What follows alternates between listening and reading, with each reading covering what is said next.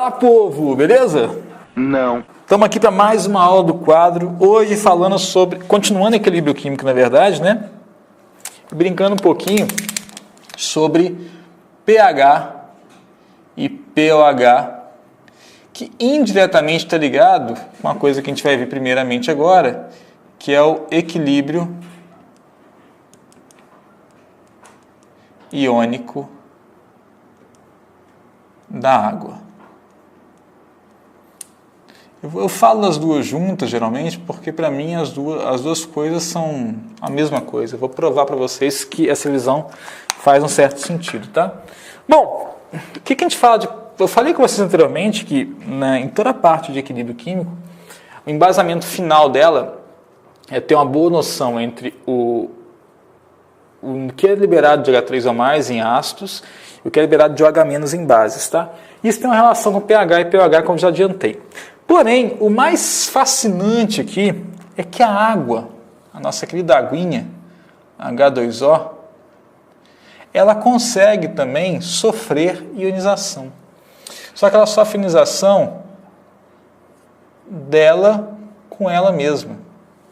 Então, duas águas, geralmente em contato, elas sofrem ionização dupla, onde uma dá o H+, e a outra recebe esse H+. Tá? Com isso eu formo o H3O+, e o H-. Isso aqui é quase o yin e yang da química. Tá? A água é o que retém o mal e o bem, o positivo e o negativo, o ácido e o básico, o alto e o baixo, enfim, tudo. É filosófico isso, né? Então, nessa história aqui, essa equaçãozinha que eu acabei de escrever para vocês é o que a gente chama de produto iônico da água. A equação do produto iônico da água. Só que, na verdade, o produto iônico não é isso. Isso daqui não é um produto, é. Isso aqui é uma soma, na verdade. A grande questão é que, se eu for escrever o Kc desse processo, como é que vai ficar? Define para mim aí.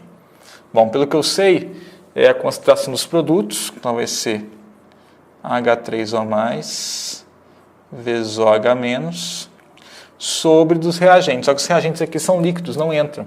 Então esse aqui já é o próprio K. Só que como é um K específico, relativo à alta ionização da água, esse aqui vai ser chamado de KW. W por causa do água em inglês, o water. Né? Water, em British English.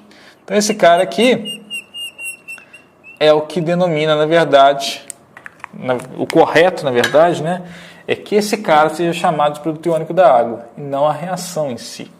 Então, corrigindo uma vez aqui, ó, porque é comum você falar, produto iônico da água é essa reação. Não, é esse cara aqui, que é o KW, o Kc, relativo à ionização da água. Esse processo químico que acontece aqui, ele é denominado de, deixa eu fazer de outra cor para não confundir, de ionização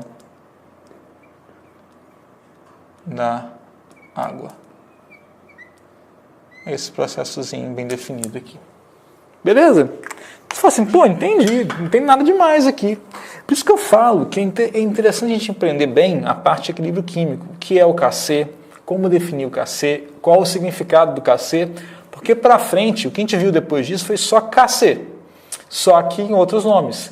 O Kc virou Ka, o Kc virou Kb, o Kc virou Ki, o Kc virou Kw, tá? Então não vai mudar muita coisa disso não. A grande questão química disso aqui agora, da parte da água, é que existe uma química de cerveja envolvida nisso aí. Vou contar para vocês uma historinha bacana, que o pH e o pOH nasceram, na verdade, da necessidade de um químico da Carlsberg, uma cervejaria dinamarquesa, criar um parâmetro para medir a acidez de cervejas, que era um parâmetro de qualidade. Esse químico chamado Søren Sørensen, ele em 1800 alguma coisinha, não lembro a data ao certo, ele começou a criar uma escala logarítmica que permitisse que ele comparasse a acidez de uma cerveja com a acidez de outra cerveja e chegasse num padrão comum, que era um padrão tido como ideal de acordo com o sabor da cerveja. E para isso, ele lidou com essa realidade da água aqui, que as soluções aquosas mantinham um equilíbrio constante de íons H3O+, e de íons OH-. Então, como que ele trabalhou com isso para poder fazer isso virar um cálculo logarítmico? Primeira coisa, o meu amigo Sossô, como diz os íntimos, né, ele fez o seguinte cálculo. Sorensen verificou que a 25 graus Celsius e 1 atm existem, na verdade, em 1 litro de água,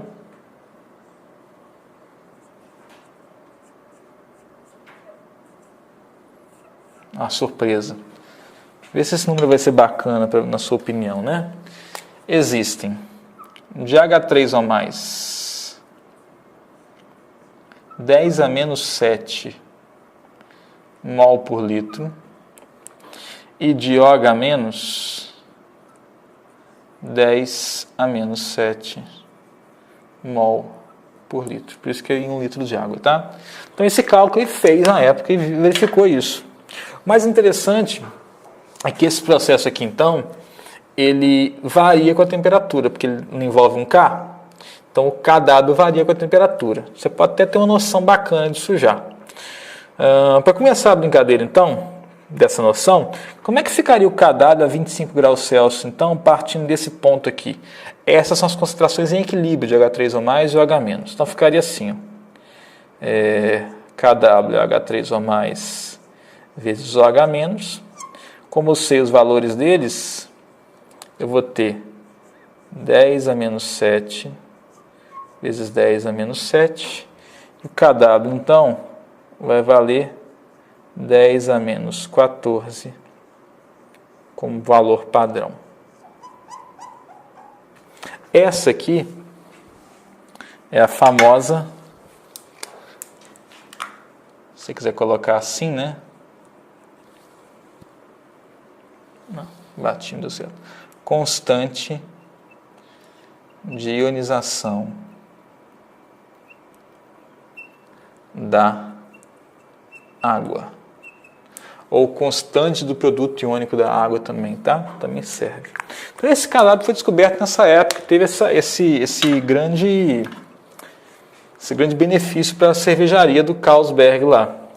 A questão é que, já puxando o assunto primário, você pode perceber que esse Kw vai variar com a temperatura. A 25 graus tem esse valor, né?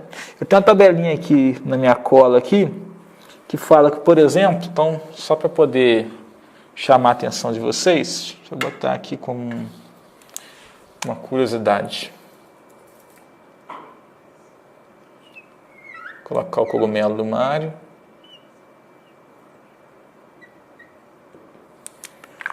Então, ó, o Kw a 25 graus é 1 vezes 10 a menos 14. O Kw a, vou pegar um valor bacana, 100 graus é 51,3 vezes 10 a menos 14. Isso mesmo. Então quer dizer o quê? Repara que o Kw aumentou quando aumentou a temperatura. Então, quer dizer que a temperatura aumenta e o Kw aumenta. Só que o Kw não quer dizer, o Kw é proporcional aos produtos, que é o numerador do K geralmente. Então, isso quer dizer de maneira direta, né, bem clara, que a autoionização da água é favorecida com o aumento de temperatura. Eu formo mais íons com o aumento de temperatura. Então, a autoionização da água é endotérmica. Na opinião de vocês, isso faz sentido ou não? Bom, eu acho que só faz sentido, sabe por quê? Pensa bem, o processo de ionização não é um processo de quebra de ligações. Eu vou quebrar uma ligação HO para formar o H+, e o OH-. Então, a quebra de ligações é favorecida quando eu dou energia para esse processo acontecer, porque espontaneamente as ligações não se quebram. Então, toda quebra de ligação é endotérmica. Então, a alcalinização da água também tem que ser endotérmica, como esperado. Beleza? Faz todo sentido. Então, esse aqui é um caso bem bacana e bem clássico, que mostra a importância do princípio de Le Chatelier para a própria descoberta do meu amigo Soren Sorensen. Você tem uma implicação legal disso aqui que eu vou mostrar logo mais.